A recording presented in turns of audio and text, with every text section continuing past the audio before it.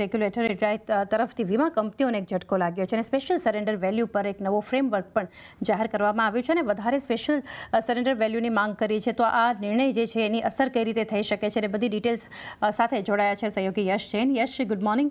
શું અપડેટ આવતી દેખાઈ રહી છે? કઈ રીતે એક આ ડિસિઝન લેવામાં આવ્યું છે? કઈ રીતે એક અસર દેખાઈ શકે છે?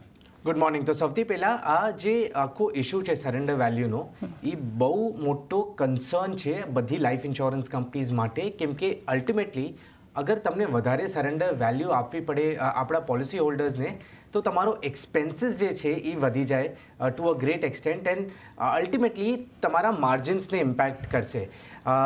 આના ઉપર since like year and half બહુ બધા ડિસ્કશન થયા હતા રેગ્યુલેટર જે કે IRDAI છે અને ઇન્ડસ્ટ્રી વચ્ચે. સૌથી પહેલો જે ડ્રાફ્ટ આવ્યો હતો એ ડિસેમ્બર 2023માં આવ્યો હતો, જ્યારે IRDAI કહ્યું હતું કે તમે સરેન્ડર વેલ્યુ વધારો. IRDAIના હિસાબથી તે surrender value 83% of the premium જે હોય એ પોઈન્ટ ઉપર ફિક્સ કરવી જોઈએ એવું કહેવું હતું રેગ્યુલેટરનું. અગર ફોર એક્ઝામ્પલ તમે લો, અગર 10,000 રૂપિયાનો પ્રીમિયમ ભર્યો છે તો એના ઉપર 8,300 રૂપિયા અગર પોલિસી સરેન્ડર થાય તો ઇન્સ્યોરન્સ કંપનીને આપવા પડે એઝ સરેન્ડર વેલ્યુ.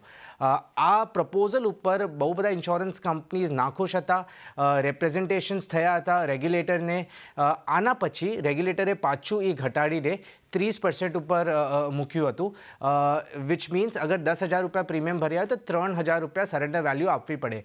પછી IRDAI પાછા ડિસ્કશન શરૂ કર્યા ઇન્ડસ્ટ્રી સાથે અને ઇન્ડસ્ટ્રીને કહ્યું કે સ્પેશિયલ સરેન્ડર વેલ્યુ જે હોય એ વધારો, which will eventually increase the total surrender value.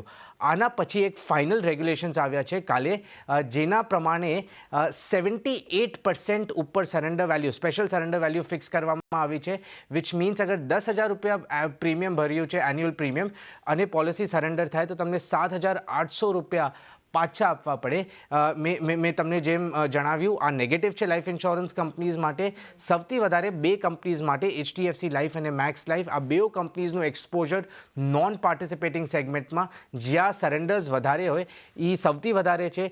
Hence biggest negative બે કંપનીઝ માટે HDFC લાઈફ અને મેક્સ ફાઇનાન્શિયલ સર્વિસીસ. જી, તો